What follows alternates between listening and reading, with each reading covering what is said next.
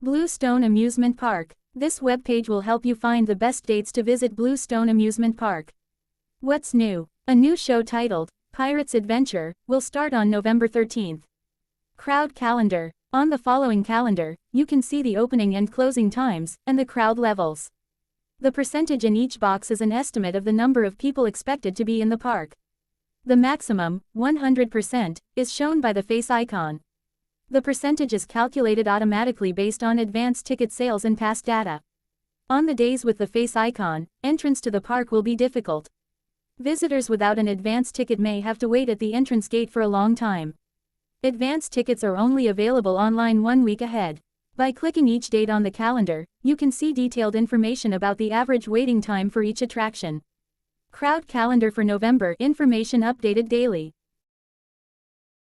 The Holiday Planning Research Club. HPRC. HPRC meeting for high school students. What is the HPRC? One of the greatest parts of university life is the lovely long holiday breaks. The Holiday Planning Research Club, HPRC, is run by Japanese and international students. Our club welcomes students from all years and from every department. Our purpose is to help each other make interesting holiday plans. Date: Saturday, October 27th from 2 o'clock until 3:30 p.m. Place: the Independent Learning Center. Event: 4 students will tell you about their own recent experiences during their vacations. See the table below for outlines of the presentations. You have a total of 12 minutes. Your talk, in English, should be about 8 minutes. Please prepare slides with photos. After each talk, there is a 4-minute question period and the audience usually asks lots of questions. You can get more information on our website. Shiro's Ramen. Buy Boots 3 weeks ago. Best choice: chashu noodles. Cheap, crowded and lots of noise. Very casual, felt rushed while eating. Open 5 p.m. 6 a.m. Annie's Kitchen. By Carrie 2 weeks ago. Was in the mood for variety, and Annie's Kitchen did not disappoint. The menu is 13 wonderful pages long with food from around the world. Actually, I spent 25 minutes just reading the menu. Unfortunately, the service was very slow. The chef's meal of the day was great, but prices are a little high for this casual style of restaurant. Johnny's Hut. By Mason 2 days ago. The perfect choice when you want to eat a lot. But you might need to wait for a bit. By Roosevelt 5 days ago. For a steak fan, this is the best. The chef prepares steak dishes to suit any customer's taste. My favorite was the Cowboy Plate Perfect. By Ken Chan 2 weeks ago. Sadly, below average, so won't be going back again. The steak was cooked too long. The fish dishes were also disappointing. Students and part-time jobs. According to a recent survey, about 70% of Japanese high school and university students have worked part-time. The survey also reports that students have part-time jobs because they need money for going out with their friends, buying clothes, and helping their families financially. Even with such common reasons, we should consider the following question: is it good or bad for students to work part-time? Some people believe that students learn several things from working part-time. They come to understand the importance and difficulty of working as well as the value of money. Moreover, they learn how to get along with people. Students can improve their communication skills and gain confidence. Others think that there are negative points about students working part-time. First, it may harm their studies. Students who work too hard are so tired during class that they might receive poor grades in school. Second, it seems difficult for students to balance work and school. This could cause stress. Third, students may develop negative views of work itself by working too much. They may become less motivated to work hard after graduation.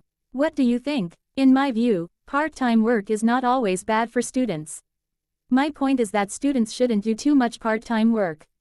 Research suggests that if students work part-time over 20 hours a week, they will probably have some of the negative experiences mentioned above. My spring holiday on Tomatli Island. Sunday, March 23rd. I went with my family to a country named Vegetonia to visit Tomatli Island, which is located to the southwest of the main island of Vegetonia. The fastest way to get to Tomatli is to take an airplane from Poteno, but we took a ferry because it was much cheaper. It started to rain when we got to the island, so we visited an art museum and a castle. Then, we enjoyed a hot spring bath. In the evening, our dinner was delicious. Everything was so fresh. Luckily, the next morning was sunny. We rented bicycles and had fun cycling along the coast. After that, we went fishing on the beach but we didn't catch anything. Oh well, maybe next time. In the evening, we saw a beautiful sunset and later on, lots of stars. On the last day, we took a private taxi tour and the driver took us to many interesting places around the island. She also told us a lot about the nature and culture of the island. We had a great holiday, and as a result, I've become more interested in the beauty and culture of small islands. March of the Machines. Nick Wrightfield. After graduating from university in Toronto, I started working for a trading company. This means I have to live and work in various cities. My first post was in New York, a city famous for its office buildings, stores, and nightlife. In my free time, I love to walk around and search for stores selling interesting items. Even into the night, I would wander from store to store. Then after 2 years, I moved to Tokyo. My first impression of Tokyo was that it is a busy city very similar to New York. However, on the first day when I took a nighttime walk down the streets of Shinjuku, I noticed a difference. Among the crowds of workers and shoppers, I found rows of brightly lit vending machines giving off a candy-colored light. In New York, most vending machines are located in office buildings or subway stations. But I never imagined lines of vending machines standing like soldiers on almost every street selling coffee, juice, and even noodles 24 hours a day. As I stood in Shinjuku, I thought about Vancouver, where I was born and raised. To me it was a great city, but having experienced city life in New York and Tokyo, I have to admit how little I knew back in Vancouver. As I was thinking about my life so far, it began to rain. I was about to run to a convenience store when I noticed an umbrella vending machine. Saved. Then I thought perhaps as technology improves, we will be able to buy everything from machines. Will vending machines replace convenience stores? Will machines replace salespeople like me? I didn't sleep well that night. Was it jet lag or something else? A survey was given to people between the ages of 13 and 29. To answer the question in Graph 2, the participants were able to choose more than one reason. Graph 1. Are you interested in volunteer work? Percent. Graph 2. Why are you interested in volunteering? Percent. Amy Kitamura. I was surprised when I saw Graph 1 because the percentage of Japanese participants who were interested in volunteering was higher than I had expected. As far as I know, none of my friends are doing any volunteer activities. So, I think we should motivate students in Japan to do more volunteering. In order to do that, it's important to consider the merits of doing volunteer work. According to Graph 2, 65.4% of Japanese participants said they are interested in volunteering because they want to help people in need. Also, the percentage of Japanese participants who chose to meet new people was the highest among the 4 countries. I think more Japanese students should learn about the benefits of volunteering. Thus, for the school festival I plan to make a poster that says, "You can help people in need and make new friends at the same time." I hope many students will see it and become more interested in volunteer work. Greg Taylor. In the USA, volunteering is common, so I was not surprised that it has the highest percentage of people who are interested in volunteer work. Graph 2 shows that a lot of American participants answered they are interested in volunteer work because they want to help people in need.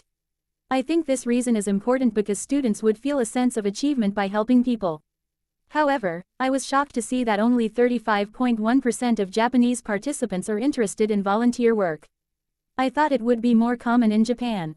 According to the information in Graph 2, only a few participants in Japan recognize the advantages for school and work. I recently heard Japanese universities and companies now put more value on volunteer experience than before. If more students understand these advantages, I think their interest in volunteering will increase. Students should do volunteer work for the following 2 reasons. First, helping people in need will give students a feeling of accomplishment. Second, volunteering will also provide them with advantages for their future career. Therefore, I will compose a newsletter about these 2 benefits of doing volunteer work, and distribute it to students at school. Black and white pepper. Part 1. Some recent studies have increased our understanding of the role of spices in helping us live longer. There are a variety of spices in the world, but most likely you are familiar with 2 of them, black and white pepper. Black and white pepper both come from the fruit of the same pepper plant. However, they are processed differently. Black pepper is made from the unripe fruit of the pepper plant. Each piece of fruit looks like a small green ball, just 3 to 6 millimeters across. The harvested fruit turns black when it is dried under the sun. Each piece of dried fruit is called a peppercorn. The color of the powdered black pepper comes from the skin of the peppercorn. On the other hand, to get white pepper, the pepper fruit is harvested when it is cherry red. The skin of the fruit is removed before sun drying. The color of the seed inside the pepper fruit is white. This is how white peppercorns are processed. Because the skin is very thin, the size of black and white peppercorns is similar. White pepper is usually more expensive than black because there are more steps in processing it. Part 2. Where does the flavor of pepper come from? The sharp spicy taste is caused by a natural compound called piperine. Not only the seed but also the outer layer of the peppercorn contains lots of piperine. Therefore, some people say black pepper tastes hotter than white. Black pepper also contains many other substances that make its taste more complex. The unique flavor of black pepper produced by the mixed substances goes well with many kinds of dishes. White pepper's flavor is often regarded as more refined than that of black pepper, but it is too weak to bring out the flavor of meat dishes such as steak. Thanks to its color, white pepper is often used in light-colored dishes. Mashed potatoes, white sauce, and white fish may look better when they are spiced with white pepper. Part 3. Historically, people have used pepper as a folk medicine. For instance, it was a popular remedy for coughs and colds. The health effect of pepper is partly caused by piperine. Like vitamin C, piperine is a potent antioxidant. This means that, by eating foods including this compound, we may prevent harmful chemical reactions. Furthermore, recent studies have found that pepper reduces the impact of some types of illnesses. All spices that include piperine have this effect on a person's body. Both black and white pepper have the same health benefits. Oscar's Camp Canyon experience. 12-year-old Oscar has just finished a wonderful week at Camp Canyon. He had the time of his life making new friends, developing new skills, and discovering a love for science among many other things. And Oscar learned an important lesson. Sometimes, when faced with a difficult situation, it's best just to let it go. He learned, too, that things are not always what they seem. Camp Canyon is a summer camp for boys and girls from 8 to 16. In the U.S., there are many kinds of camps. Often, kids focus on particular skills or learn values from religious books and traditions. Camp Canyon, though, is different. Its main aim is for the kids to discover for themselves how to deal with difficult situations using ideas based on the importance of communication and mutual respect.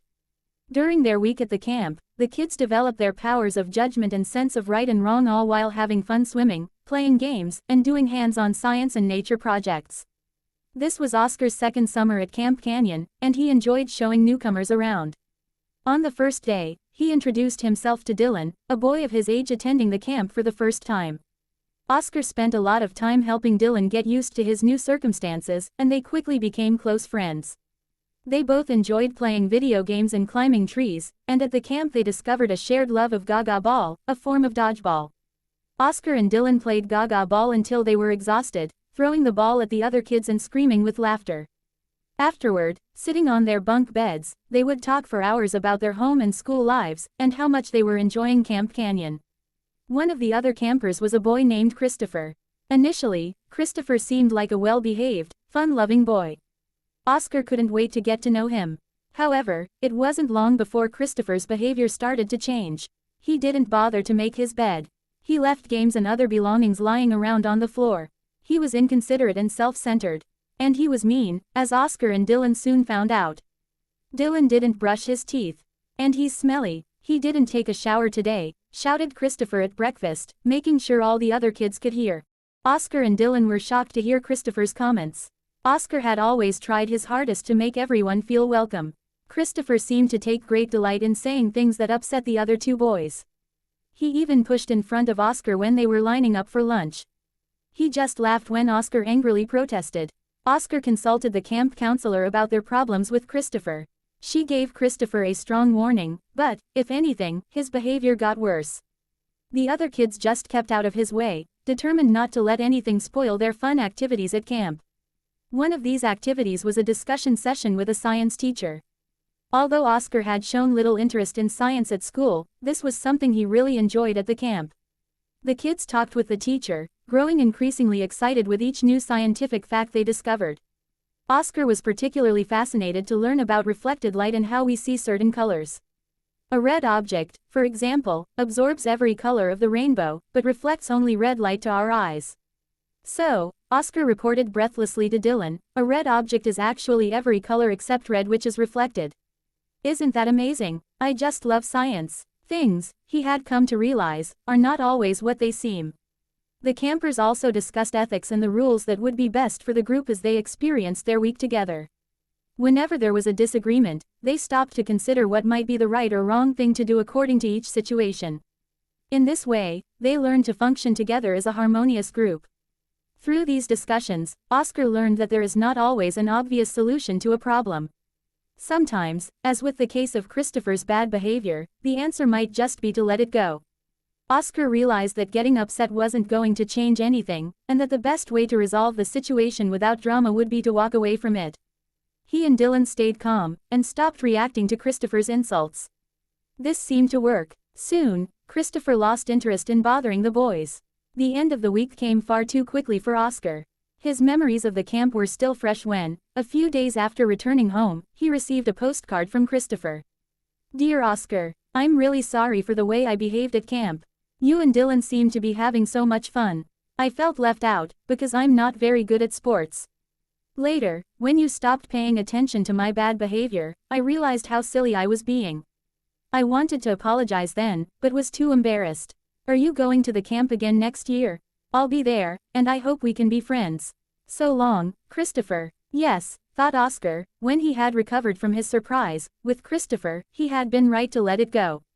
Putting down the postcard, he remembered something else he had learned at camp. Sometimes, things are not what they seem.